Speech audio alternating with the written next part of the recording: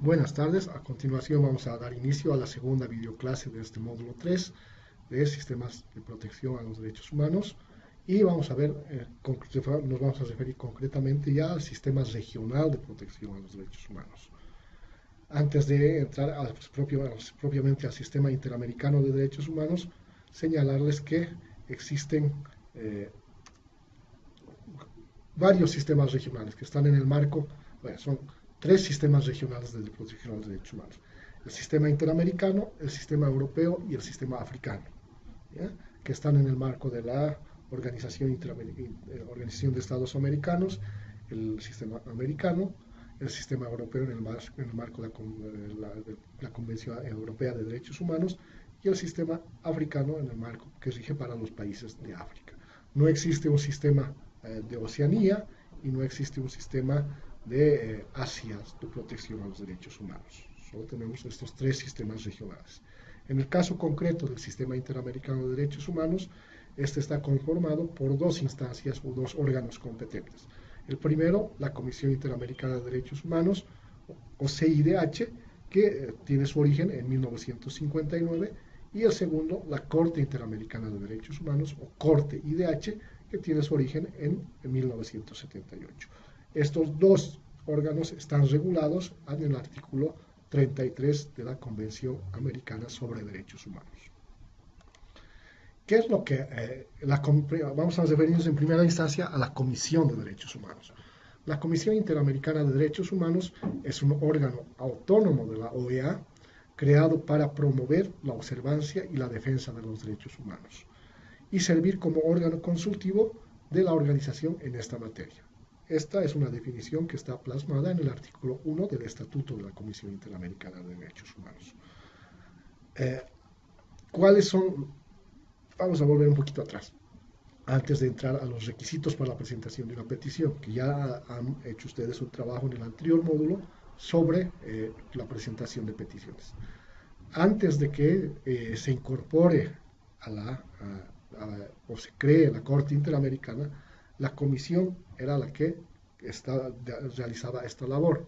Ahora ya existiendo la labor de promoción y observancia era la principal de la Comisión, y la de servir como órgano consultivo, la segunda parte de sus facultades, sigue realizando esta función, pero la que está encargada ya de hacer una labor más exhaustiva en esta área de absorber las consultas de la OEA en materia de derechos humanos es la Corte Interamericana de Derechos Humanos. Ahora sí vamos a entrarnos a la comisión y a los requisitos que se requieren para la presentación de una petición. Primeramente, el agotamiento o el agotar los recursos internos. Es decir, que para presentar una petición previamente se debe haber agotado todos los recursos administrativos y jurisdiccionales en el ámbito nacional para poder recurrir a la instancia internacional. El segundo requisito, un plazo de 6 meses a partir de la notificación definitiva al presunto lesionado con el agotamiento de estos recursos internos, o con la salvedad, o aquí existe una salvedad en caso de que no sea posible agotar los recursos internos por una serie de imposibilidades al interior de cada estado. Puede ser una convulsión interna, puede ser que no estén funcionando o no estén en funciones el órgano jurisdiccional o el órgano judicial, como se da en algunos casos en los gobiernos de facto, de que se suspenden algunas de las garantías constitucionales y demás. Y el tercer requisito es que no se haya sometido el caso a otra instancia internacional, es decir, que no se haya puesto en conocimiento de alguno de los comités de las Naciones Unidas, los comités de la ONU que veíamos en el anterior videoclase. Por su parte, la Corte Interamericana de Derechos Humanos es una institución judicial autónoma cuyo objetivo es la aplicación e interpretación de la Convención Americana sobre Derechos Humanos y ejerce sus funciones en base a la Convención, su estatuto y su reglamento. La Corte Interamericana tiene dos tipos de competencia, una competencia contenciosa y una competencia consultiva. La competencia contenciosa es para todos aquellos estados que hayan reconocido la Convención y que hayan aceptado la tramitación de procesos, y la competencia consultiva para cualquier Estado miembro de la OEA, pero que no haya reconocido la competencia contenciosa de la Corte. Y aquí solamente puede emitir opiniones consultivas. Esto está en el marco del artículo 61, la competencia contenciosa, y en el artículo 64.1 del reglamento de la Corte Interamericana de Derechos Humanos. Perdón, no son del reglamento de la Corte, son de la Convención Americana sobre Derechos Humanos, de la CAD. En el caso de Bolivia, en el sistema interamericano, existen aproximadamente 75 casos. Puede ser que se hayan incrementado un poco más. Estos datos están actualizados hasta el 2017. En el año 2018, que yo recuerde, no se han admitido nuevos casos en contra del Estado, pero pueden de repente alguno haberse admitido. Estos casos son 69 casos que estaban en el conocimiento de la Comisión Interamericana y 6 casos que fueron de conocimiento de la Corte Interamericana. Los 6 casos que son menos, vamos a empezar por ese lado, los 6 casos que han tenido conocimiento de la Corte Interamericana son el caso Trujillo Orosa, el caso Ticona Estrada y el caso Ibsen Cárdenas, estos 3 primeros relacionados o vinculados a la desaparición forzosa de personas. El cuarto caso que conoció la Corte contra Bolivia fue el caso Familia Pacheco Tineo, vinculado a derechos migratorios y a la expulsión de una familia que contaba con el estado de refugio en nuestro país. El tercer caso es el caso IB, que está vinculado a derechos sexuales y reproductivos, que este va a ser un caso de análisis en el trabajo que vamos a desarrollar. Y el último caso, que es el caso de María Guadalupe Andrade, que está vinculado a derechos políticos de alguna forma, a la protección y a la vulneración de los derechos y al ejercicio de la participación política de la mujer en nuestro Estado, y también con unas irregularidades que se produjeron en la tramitación de sus causas en el sistema jurisdiccional. Por su parte, en la Comisión Interamericana de Derechos Humanos tenemos 69 casos, de los cuales algunos están con medidas cautelares, otros con acuerdo de solución amistosa, algunos otros en negociación de acuerdo de solución amistosa, otros 29 de estos 69 están en etapa de admisibilidad, 11 están con informe de admisibilidad y 4 han sido archivados porque no se ha evidenciado vulneración a derechos humanos.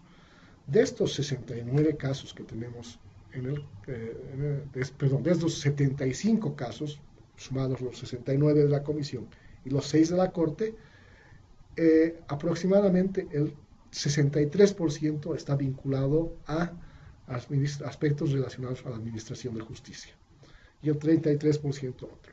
Entonces, démonos cuenta que mayormente la vulneración de derechos que llega a conocimiento de la Comisión y de la Corte están relacionados a la administración de justicia, donde están inmersos e involucrados las siguientes instancias del Estado. La policía boliviana, a través de sus entes de investigación, llámese Fuerza Especial de Lucha contra el Crimen, Fuerza Especial de Lucha contra el Narcotráfico, Fuerza Especial de Lucha contra la Violencia, una de esas 3 instancias. Está involucrado el Ministerio Público como ente que está encargado de la regulación y el control jurídico de la etapa investigativa y la fase investigativa y la fase de sustentación del proceso ante los tribunales de justicia, y también el órgano judicial o la instancia jurisdiccional en sus diferentes ámbitos, ¿no? En el ámbito penal, civil, etc. Y también está en algunos casos el Tribunal Constitucional como órgano de garantías de la Constitución. ¿Cuál es el procedimiento que se sigue ante el sistema interamericano? Ustedes han presentado unos mapas conceptuales en el módulo anterior, pero vamos a resumir en estas 2 o 3 diapositivas cuál es el procedimiento que se sigue ante la Comisión primeramente y luego ante la Corte. Presentada la petición, cumpliendo esos 3 requisitos que veíamos, el agotamiento de recursos internos, el plazo de los 6 meses y el no haber sometido la causa o el hecho a otra instancia internacional, la Comisión lo que hará es verificar si cumple o no cumple estos requisitos. Si cumple los requisitos, va a pasar al siguiente estado. Si no cumple los requisitos o alguno de los requisitos, devuelve a los peticionarios para que los puedan complementar. El Estado, cuando estos requisitos han sido cumplidos, se transmite al Estado y se le otorga al Estado un plazo de 3 meses para responder lo que ha sido alegado en la petición y presentar los descargos que el Estado creyera pertinente. Puede, en esta fase, además de dentro del examen del asunto, una vez que ha presentado el Estado su respuesta y esta respuesta es remitida a los peticionarios, nuevamente los peticionarios pueden hacer algunas observaciones, el Estado va a conocer estas observaciones y va a responder estas observaciones. Antes del 2017, en el 2017 se tomó la determinación de que esta ida y vuelta entre Estado, Comisión y peticionantes sea solamente de 2 veces como máximo. Antes se podía dar con mucho más tiempo, espaciado de tiempo, esta presentación de ida y vuelta entre peticionarios, la Comisión y el Estado. Una vez que se entra ya a la etapa del examen del asunto, puede darse la situación de que exista una o varias audiencias para el análisis del tema, donde van a estar los peticionarios o sus representantes y los representantes del Estado, y también puede darse una situación de que se posibilite una visita al lugar del hecho o una investigación in loco, como se conoce, para que la comisión o los comisionados conozcan en terreno la vulneración de derechos o la posible vulneración de derechos que está siendo aludida por los peticionarios. Luego del informe del asunto, el análisis que realiza la CIDH con esta información proporcionada por el peticionario y lo señalado por el Estado en sus informes, se emite un informe de admisibilidad. Una vez que en el informe de admisibilidad podrá determinarse si es admisible o si no es admisible. Si no es admisible o si se ha declarado inadmisible, se procede al archivo. Y si se ha declarado la admisibilidad de la petición, se sigue el procedimiento. En esta etapa puede haber un posible acuerdo de solución amistosa, conocido por su acrónimo que es ASA. Si existe ASA, si se llega a un acuerdo de solución amistosa, se publica el acuerdo y lo que hará la comisión es verificar el cumplimiento de los compromisos arribados en el acuerdo. Si no existe acuerdo de solución amistosa, se prepara un informe final donde se establecerá la responsabilidad o no del Estado. Si no existe vulneración, si se determina que no ha existido vulneración por parte del Estado, el caso se archiva. Si se establece que hay vulneración, la comisión emitirá una serie de observaciones y recomendaciones. Si el Estado cumple estas observaciones y recomendaciones, se archiva el Estado y lo único que hace la comisión es verificar el cumplimiento de estas observaciones y recomendaciones. Si el Estado no incumple o no cumple las observaciones y recomendaciones, la Comisión Interamericana preparará un informe final condenatorio y remite el caso a la Corte Interamericana de Derechos Humanos. Ya ante la Corte, la CIDH presenta la demanda y se convierte ya en demandante. En esta demanda presentada por la Comisión, se notifica a las partes. Primeramente se notifica a los peticionarios, se les da un plazo de 2 meses para que contesten la petición y luego se notifica al Estado con la demanda presentada por la CIDH y con la respuesta de las víctimas, que se llama ESAP, Escrito de Solicitudes, Argumentos y Pruebas. Una vez que el Estado presenta su respuesta a la Corte, puede en este informe o en esta respuesta alegar algunas excepciones preliminares o no. Puede también allanarse parcialmente a lo señalado por la Comisión o puede simplemente presentar su respuesta.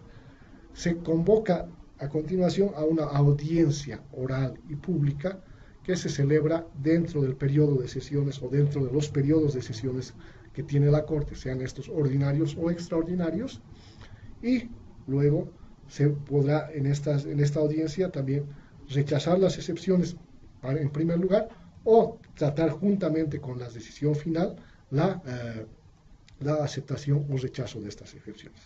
Si se aceptan las excepciones, el caso se archivará y la Corte verifica simplemente el seguimiento respectivo. Si no, posteriormente a la audiencia oral pública, la Corte da un plazo perentorio aproximadamente entre 30 y 40 días para que las partes emitan sus alegatos finales escritos. Con estos alegatos, más toda la documentación recabada en la fase previa, la Corte entra en deliberación y realizará la elaboración de las sentencias, con costas y reparaciones. Y esta sentencia no existe un recurso ulterior contra las sentencias de la Corte, simplemente una posible interpretación de la sentencia para que la Corte aclare algunos puntos que hayan podido quedar no bien definidos o no sean claros en la sentencia. Una vez que pronuncia su sentencia, la Corte lo que hará es verificar el cumplimiento hasta el cumplimiento total de las medidas dispuestas por la sentencia y remitirá el caso a archivo. Una diferencia entre la sentencia y las observaciones y recomendaciones emitidas por la CIDH es que la CIDH, la Comisión Interamericana, voy a volver a la diapositiva anterior, estas recomendaciones emitidas por la Comisión son de carácter voluntario, es decir, no son vinculantes para el Estado. El Estado puede o no puede cumplirlas, pero si el Estado no cumple y no fundamenta por qué no está cumpliendo, la Comisión emitirá un informe final condenatorio. Y la sentencia de la Corte, las sentencias de la Corte Interamericana, sí son de cumplimiento obligatorio. El Estado no puede alegar nada para no cumplir las determinaciones. Es más, en el caso de alguna reparación económica o otro tipo de medidas de reparación no económicas, la Corte da plazos perentorios para el cumplimiento. Si no cumple dentro de este plazo establecido por la Corte, el Estado puede ser sujeto a un pago de serie de multas por el incumplimiento a la sentencia de la Corte. ¿Qué sucede ante el incumplimiento de estas sentencias, recomendaciones, observaciones, tanto en el sistema interamericano de derechos humanos? Cuando un Estado no cumple lo que se ha comprometido en un acuerdo de solución amistosa, no cumple las observaciones y recomendaciones emitidas por la Comisión Interamericana de Derechos Humanos, o no cumple las sentencias y los diversos aspectos contemplados en esta, que son pronunciados por la Corte Interamericana, para el Estado origina que el desprestigio ante la comunidad internacional, la reducción del apoyo económico y financiero para la generación de políticas públicas, y el Estado es considerado como un Estado vulnerador de derechos humanos. Por su parte, para el servidor público, para la persona que ha vulnerado derechos humanos, podrá iniciarse internamente, ya dentro de cada Estado, el inicio de la acción penal, acción civil o acción administrativa que corresponda, y la acción de repetición en su contra. Esta acción de repetición que establece que se procederá para el servidor público es la que hemos debatido al final en la última sesión de chat del módulo anterior, y que nos dice el parágrafo 2 concretamente del artículo 113 de la Constitución Política del Estado. En caso de que el Estado sea condenado a la reparación patrimonial de daños y perjuicios, deberá interponer la acción de repetición contra la autoridad o servidor público que es responsable de la acción u omisión que provocó el daño. Esta acción de repetición, como vimos en el chat anterior, aún no está siendo aplicada en nuestro medio, aún no se ha aplicado en ninguna de esas 6 sentencias que ya tiene el Estado emitidas por la Corte en contra del Estado boliviano, y como opinión personal, les reitero que amerita una reglamentación específica, que debe tomar muy en cuenta las peculiaridades y las características específicas del sistema de protección interamericano de derechos humanos. Muchas gracias, eso es todo por hoy día, y vamos a reiterarles simplemente que participen activamente y cumplan a cabalidad las instrucciones, fechas y plazos establecidos en la guía de actividades del módulo 3. Gracias y hasta luego.